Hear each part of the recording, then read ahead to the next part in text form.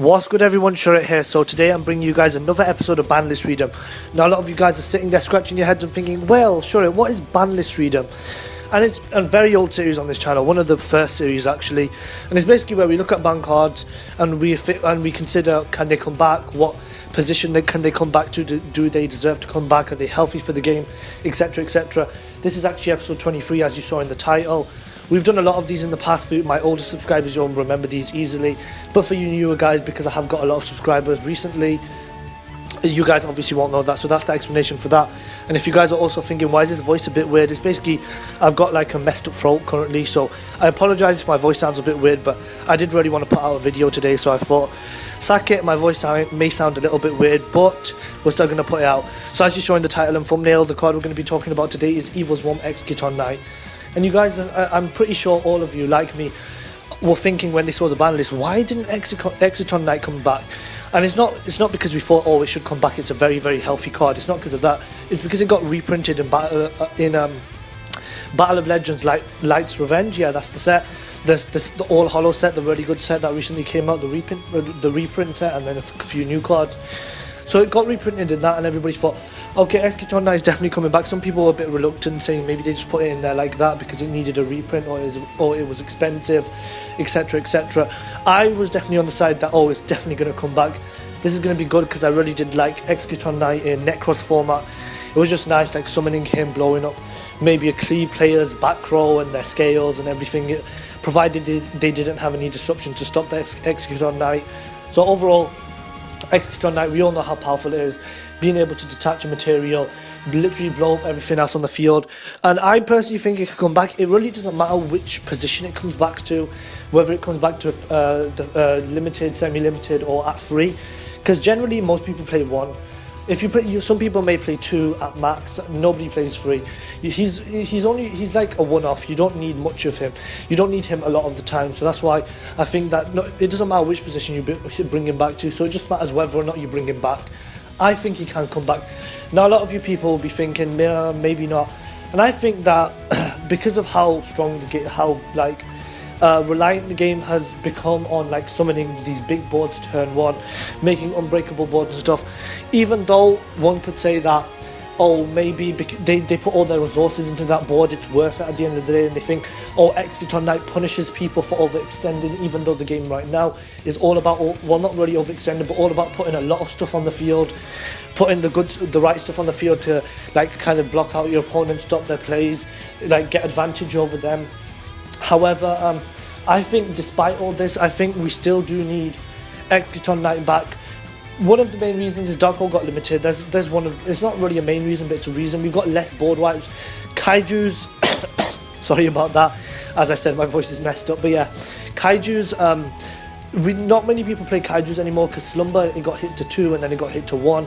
So there's not really much point of playing 1 Slumber and then Kaiju's because it's not really worth it.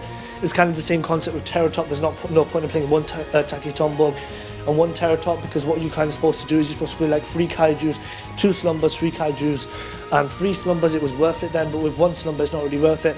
More of a Dark Hole got limited, so we just have less things to wipe the board with. So I think that EXCITON Knight, plus at the end of the day, compared to Regeki and Dark Hole, they're just easy outs. EXCITON Knight, yes, 2 level 4 masters is easy to get on the field, but what you have to remember is we are in the link era right now, so if you're going to block off your extra monster zone with an EXCITON Knight just to blow up the field, then you're going to put yourself at a disadvantage. EXCITON Knight isn't as like fundamental as it is, or whatever the word, you guys know what I'm trying to say. It wasn't like as destructive as it is now, because recovery is much better right now. Yes, back in Necros format, Necros had some of the best recovery, but nowadays we've got these 1 card combos. Like previously we had Rap here, now before it was like Quick Fix and Machine Dupe. We have just these 2 card combos that can get you so far. You have 1 cards like Alistair the Invoker, or like Invocation, or just any of that can get you banishing stuff from the graveyard, summoning another monster. So technically blowing up the board, even though a lot of people will put a lot of their resources onto the field, isn't as bad as it was back then. So that's another reason why I think EXCITON Knight can come back.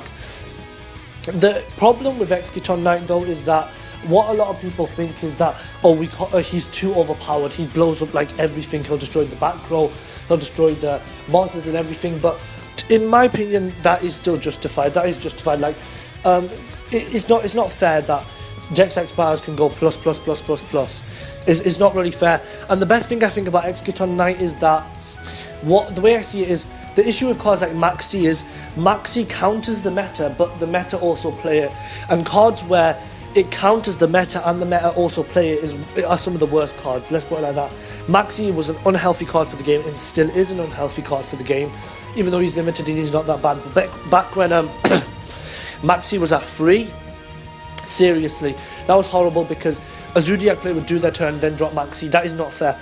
Whereas in comparison to Exciton Knight, because meta decks generally put up a lot of monsters on the field and put a lot of cards to back row, them summoning Exciton Knight isn't as what do you call it? Isn't as good as a casual player summoning Exciton Knight, because a casual player can afford to summon the Exciton Knight because a casual player is used to putting a lot of their resources into that one card. But if it was a Zodiac player, for example, they've already got their board set up with a load of back row and with Zodiac monsters, so they would be reluctant to summon the Exciton Knight. So with Exciton Knight, it's kind of like, well, it's better for casual players, and when it comes to competitive players, it's not as good, and that's what I really like about it.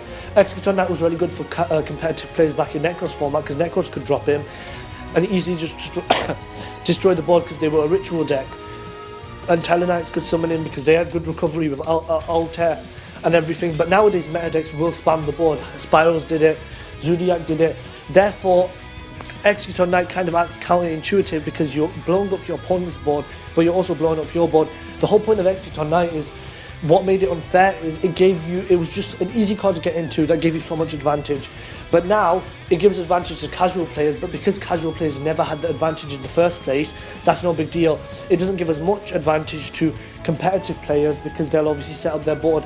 And then there's the argument where, competitive players can summon him turn they can summon him turn 2, and that's what makes it kind of healthy. yes, Exciton Knight's just in the extra deck for that, in the extra deck for that reason. And I think nowadays the meta will play a lot of disruption, so whereas back in Necros format many decks didn't play that much disruption, you obviously had BA playing it, you had Clear playing quite a bit of disruption, but overall we don't have as good disruption as we did back in Necros format compared to now, because back in Necros format we didn't have Strike, we had Warning, but we didn't have as much easy disruption. Now we have easy disruption, so even if a competitive player tries to summon Exciton Knight turn 2, it is most of the time not going to go through. It will not go through, in my opinion, if you're in competitive play, because there is lots of there is a lot of precautions the other person can take, and I think it overall creates a healthy sense for the game, because I like it when people are more reluctant to put a lot of their cards on the board. Like, for example, back in Necros format, I thought this was a really cool interaction where people would leave their boards empty or leave their hands empty just to get away from Trish, and I think like changes in the game like that to keep the game kind of fresh are really cool. I think they're really good. So I think Exciton Knight will make people play more with more precaution rather than just going head first, diving in. And I think that overall it makes the game harder, and obviously with games you obviously want it to be easy, but then you want the challenge in there as well. So thinking that, okay, I'll keep these cards for later, I won't spam them onto the board because he could Exciton Knight me and I don't have any response for that, then obviously I think that's a really good, I think that's a really good interaction, how people can do that. Obviously a lot of you guys will disagree with me, think Exciton Knight can't come back, he's too unhealthy for the game.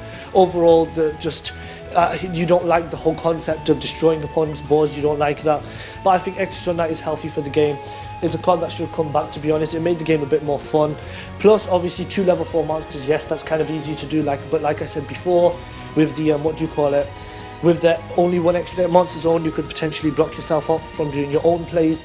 So that's why even if you go second in competitive play to blow up your opponent's board, that's not very good, because Exciton Knight will block your extra monster zone. Plus, 2 level 4 monsters isn't as easy as not every deck can do it, let's put it like that. Every deck can play Maxi, every deck can't have access to rank 4s. A lot of decks can have access to rank 4s, some have really easy access to rank 4s, but overall not every deck does it. and that's what makes Exciton Knight a lot more healthy in comparison to Max Z.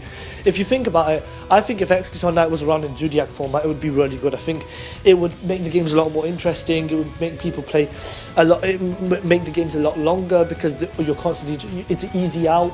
It's an easy out for Zodiac players, obviously, because they can easily go into rank 4s. I thought it would have been a cool interaction, because it probably would have prolonged the games a bit, where one Zodiac player summons Exciton Knight, blows up the opponent's Zodiac's board, or another player summons it, blows up the Zodiac player's board. It just like, I like duels where you're basically where you're where it restarts, basically, where it's just kind of the tension, where who's gonna get their opponent's life points down. It just adds more fun to the game, in my opinion. Now, obviously, I'm a more casual player in comparison to people maybe like MCO40, who's competitive. People like that may have a different view on it. This is personally my view. Tell me what you guys think in the comment section down below, of course, as always, because I do like hearing your opinion on matters such as this. Overall, in Banlist Freedoms, a lot of people it's been controversial. I've done Kieran before, and let's just say the dislikes were not very good on that video. So thank you guys for watching. This has been Short Peace, and once again, just before I end this, I'm really sorry for the way my voice is. Hopefully it will get better, and we'll carry on with them epic videos.